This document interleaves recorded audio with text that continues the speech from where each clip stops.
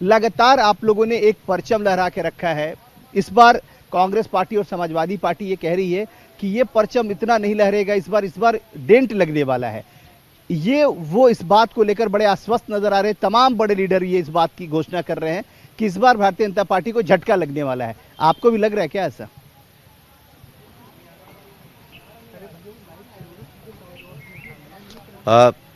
इतिहास में हमारा वाक्य भी दर्ज हो जाए, इसलिए 13 तारीख को मेरी इस बात को रिपीट करना कि समाजवादी पार्टी, सूरज पूरब से पश्चिम हो सकता है लेकिन समाजवादी पार्टी यहाँ 5 बार 6 बार चुनाव नहीं जीती है, तो जमानत नहीं बची है तो नहीं जीतेगी।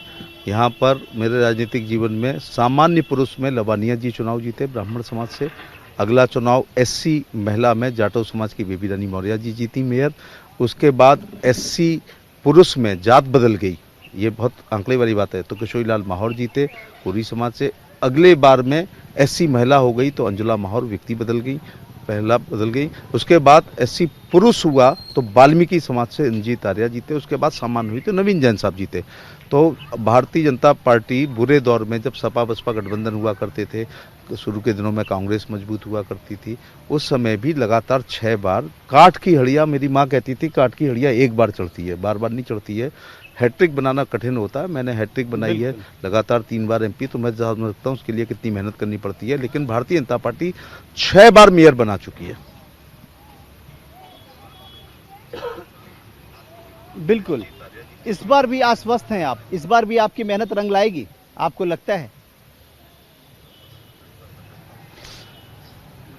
केंद्र सरकार की लोक कल्याणकारी योजनाओं को लेकर, राज्य सरकार की योजनाओं को लेकर, राज्य सरकार का जो लॉ एंड ऑर्डर है उसको लेकर, बूथ अध्यक्ष से लेकर राष्ट्रीय अध्यक्ष ने परिश्रम की पराकाष्ठा से जो पसीना बहाया, उससे निश्चित तौर से कमल खिलेगा। और अपने चुनाव के बाद में लगातार कोरोना काल आया, जिसमें हिंदुस्तान में शायद ये पहले हम लोग हैं कि मैं और मेरे साथियों ने, मेरे परिवार ने 40 ट्रैक्टरों को लेकर के सोडियम हाइपोक्लोराइड का सैनिटाइज किया था। वरना लोग चेक काट देते हैं, पैसे दे देते हैं। मेरी बेटा सैनिटाइज करते हुए, किट बांटते हुए, मास्क बांटते हुए पॉजिटिव हुआ, जिसको मेदांता में रहना पड़ा था। मेरी पत्नी को भी समाज सेवा करते हुए पॉजिटिव हुई थी, मेदांता रहना पड़ा था। और हजारों, आपने 2 साल पहले की फेसबुक देखो, 40 ट्रैक्टरों को लेकर, केवल मुझे फोटो खिंचाना होता तो स्टीयरिंग पे बैठ जाता, लेकिन 4 घंटे मैं ट्रैक्टर चलाता था और 4 घंटे सैनिटाइज करता था। तो क्योंकि मैं अपने को आगरा के एमपी के साथ आगरा का गार्जियन भी मानता हूं, और विपत्ति काल में जरूर नेतृत्व का गुण होता है कि वो छाती अड़ा के सेवा करे, ना कि पीठ दिखाए। मैं उन्हीं दिनों नेताओं की आपकी चैनल पे देखता था, बर्तन मांजने वाली फोटो, बच्चों के साथ खेलते हुए, कुत्तों के साथ खेलते हुए, खाना बनाते हुए। बिल्कुल बिल्कुल बघेल साहब, लेकिन एक सवाल जो तमाम विरोधी दलों का है, वो लोग बार बार ये कह रहे हैं कि डबल इंजन की सरकार तक तो ठीक है, लेकिन ट्रिपल इंजन की सरकार इस बार नहीं बनने देंगे वो लोग। लगातार कोशिशें जारी है उनकी। अभी हमने कुछ देर पहले ही जो प्रांतीय अध्यक्ष अजय राय, उनसे बात की। उन्होंने कहा कि देखिए, अब वो दिन दूर हो गए जब बीजेपी ये कहती थी और बीजेपी के दावे में दम होता था, क्योंकि नगर की चुनाव है और 2024 से पहले का सेमीफाइनल माना जा रहा है। इसलिए यह माना जाता है कि इस बार वो नतीजे नहीं आने वाले जो बीजेपी उम्मीद लगा के बैठी है।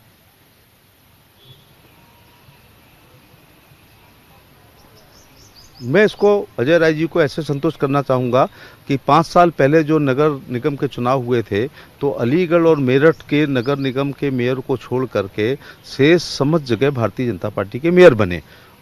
अब उनको ये समझाइए कि ये चुनाव 2018 में हुआ था, तब मोदी जी की पहली सरकार को 4 साल केवल कल्याणकारी योजनाओं के हुए थे और राज्य सरकार को बने हुए साल भर हुए थे। अब हम 5 साल बाद आए हैं तो मोदी जी की कल्याणकारी योजनाओं का लाभ लेते हुए 9 साल हो गए हैं और राज्य सरकार की योजनाओं को लेते हुए 6 साल हो गए हैं और लाभार्थियों की संख्या बहुत बढ़ गई है। और इसलिए मैं अजय राय जी की बात से सहमत नहीं हूँ और विपक्षी कमल खिलेगा। और ये तो तीसरे इंजन की बात हो रही है।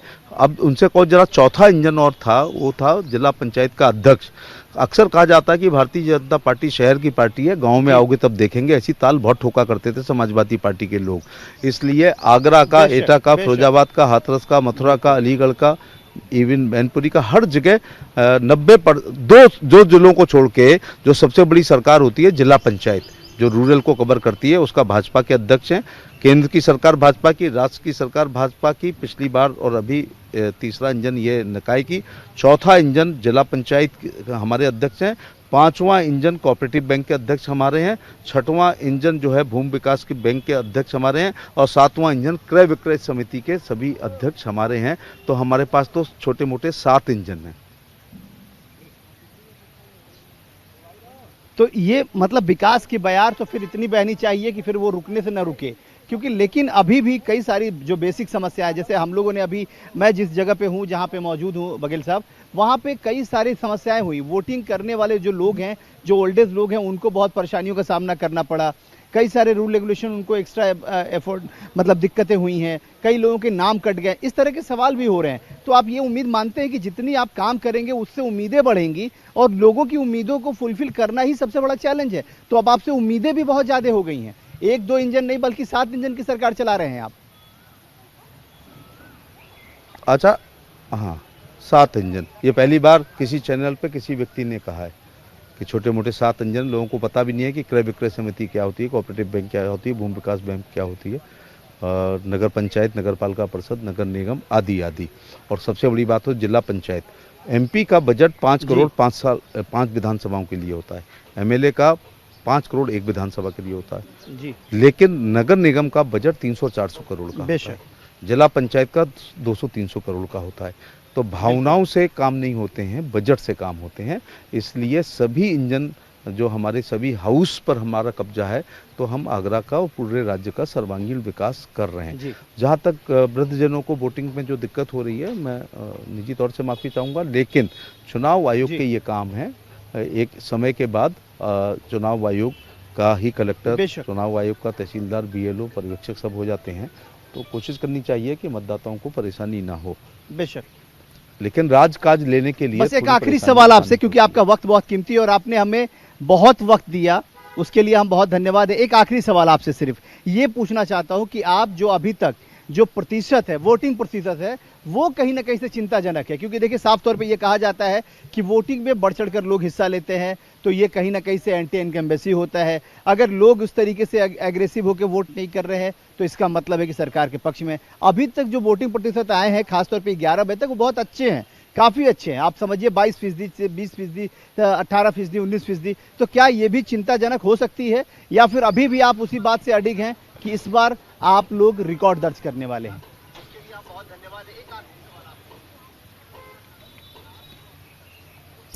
देखिए, जहाँ तक है, आज छुट्टी है, नया वोटर आ गया है, बहुत बड़ा नया मतदाता जो है, जो 18 साल का हुआ है, वो अपनी पहली बार प्रयोग करेगा। पहले साल में एक बार वोट बढ़ते थे, आजकल 3 बार वोट बढ़ते हैं। इसलिए एक नई जनरेशन जो है, जो पहली बार मत का प्रयोग कर रहे हैं, वो इस लोकतंत्र के त्यौहार को बहुत एंजॉय कर रहे हैं। और मैंने बूथों पर देखा है कि यूथ बहुत बड़ी संख्या में आया है और भारतीय जनता पार्टी के पक्ष में मतदान कर रहा है। बहुत बहुत धन्यवाद आपका, आपने वक्त निकाला उसके लिए बहुत धन्यवाद। न्यूज़ इंडिया लगातार ग्राउंड जीरो पे मौजूद